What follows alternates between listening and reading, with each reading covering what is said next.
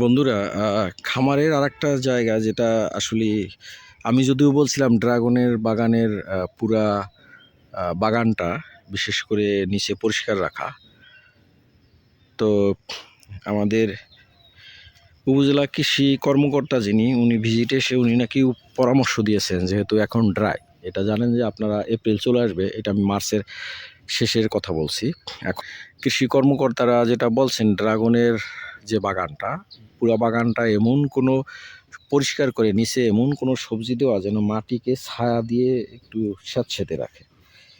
তো এটা নাকি বলছে, এটা যদিও আমার মন খারাপ হয়েছে, কারণ আমি ড্রাগনের খামারের ভিতরে, এটা পার্টিকুলার ড্রাগনের যে গাছ, এই এই বাগানে আমি অন্য ড্রাগন ছাড়া অন্য কিছু দেওয়া সম্পূর্ণ নিষিদ্ধ।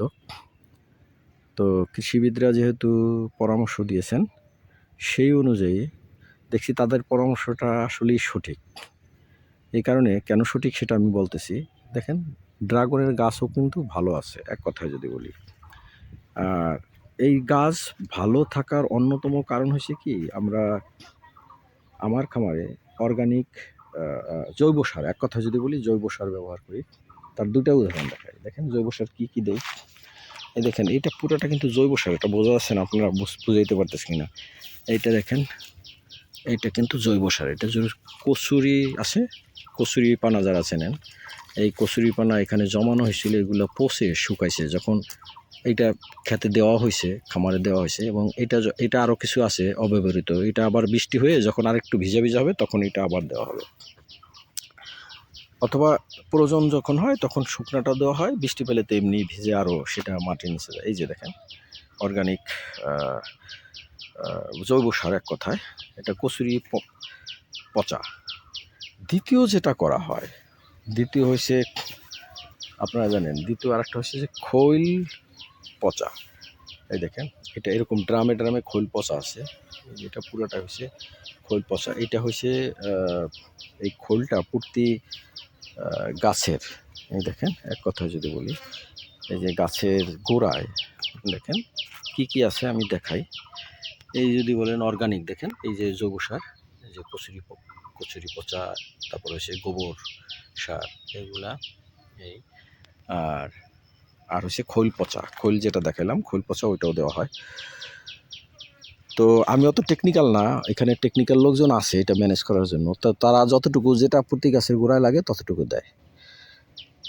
সুতরাং যেটা আমার ওভারঅল মিলে, এক কথা যদি বলি, খামারটা অর্গানিক ওয়েতে ম্যানেজ করা হচ্ছে। শুধু লিচু গাছ এবং আম গাছ, এইটায় কিছু, এটার গোড়ায় অর্গানিক বা জৈব সারই দেয়, কিন্তু কিছু মুকুল টেকার জন্য এবং ছত্রাক দূর করার জন্য কিছু স্প্রে করা হয়। এটা হলো বাস্তবতা, একদম চরম সত্য কথা, এক কথায় যদি বলি। এই তো এটা আমার মূল উদ্দেশ্য না, আমার মূল উদ্দেশ্য যেটা দেখানো সেটা হচ্ছে যে কৃষিবিদরা যে পরামর্শ দিচ্ছেন, আসলে কৃষিবিদরাই জানেন। আমি আসলে ক্লাইমেট চেঞ্জের সাথে সাথে যে অ্যাডজাস্টমেন্ট, মানে খামারের যে অ্যাডাপশন, এইগুলা সম্পর্কে তো আসলে আমি ওভাবে কৃষিবিদদের মতো রকম জানবো না। যার কারণে যদিও আমি বলছিলাম যে খামারে কোনো হয়েছে যে নিচের গোড়া পুরা বাগান পরিষ্কার থাকবে, কিন্তু কৃষিবিদদের পরামর্শ অনুযায়ী যখনই সবজি দিয়েছে তখন খামারটা আসলে এখনও রস আছে, এক কথা যদি বলি, স্যাঁতসেঁতে না, কিন্তু কিছু রস আছে। আমি যদি দেখাই, দেখেন কি কি দিছে। এই দেখেন, দেখেন এই হচ্ছে পুঁই শাক, পুঁই শাক, এটা বড় হচ্ছে। এটা নাকি আবার একটা নির্দিষ্ট পরিমাণ যাওয়ার পরে, মানে এই যে ড্রাগন বাগানের গোড়ায় যাওয়ার আগে এগুলো আবার কেটে ফেলতে হবে, মানে মোট করা হার্ম না হয়। কিন্তু এটা পুরো বাগানই আছে, দেখেন, এক কথায় যদি বলি, দেখেন পুরা বাগানের সবজি দিয়েছে। এর ফলে যেটা হয়েছে, দেখেন কি কি সবজি আছে। সবজি আছে ডাঁটা শাক, মানে লাল শাক, তারপর হচ্ছে যে লাল শাকের ভিতরে যে ভ্যারাইটি, মানে সবুজ যেটা সেটা আছে, তারপর হচ্ছে পুঁই শাক আছে, মানে মিক্সড, এক কথা যদি বলি সবজি, 3-4 ধরনের সবজি দিয়েছে। তো এটার ফলে বাস্তবতা যেটা হয়েছে, দেখেন এটা একটা গাছ, তো এর দেখেন এই যে মাটি আসলে ভিজা ভিজা আছে, এই দেখেন। আর নাহলে এগুলো রোদ পেয়ে, এই যে আসলে বাস্তবতা যেটা, মাটিতে কিন্তু রস আছে, কিন্তু যদি এটা না থাকতো মাটি একেবারে ড্রাই হয়ে যেত। সো কৃষিবিদের যে পরামর্শ সেটা খুবই উপকারী আমি মনে করি, হচ্ছে এটা বাস্তব। আমার অভিজ্ঞতা থেকে উদাহরণ হিসেবে তো দেখালাম। দেখেন অলমোস্ট যেখানে যাই আপনি ওরকম দেখবেন যে এই দেখেন ডাঁটা শাক, পুঁই শাক, লাল শাক, এই যে মিক্সড করা এক কথায়, যে লাল আছে, ডাঁটা সবুজটা আছে, পুঁই শাক আছে। এই এই দেখেন এই যে ডাঁটা, এই যে বড় বড় মোটামুটি হয়েছে, এগুলো হয়তো বা উঠে একটা হচ্ছে খাবে, আর এটা লিজ দেওয়া যায়, মানে কেটে কেটে এখানে কেটে কেটে কেজি হিসাবে দিয়ে দিলে, ধরেন এখানে তো কেজি না মন হিসাবে আসবে, 40 কেজিতে 1 মন, তো মন হিসাবে ওরা নিয়ে নেবে। সো এটা ক্ষেত থেকে এসে নিয়ে যায়, কারণ এটা আসলে প্রচুর সবজি এবং এক কথায় যদি বলি ভালো হয়েছে।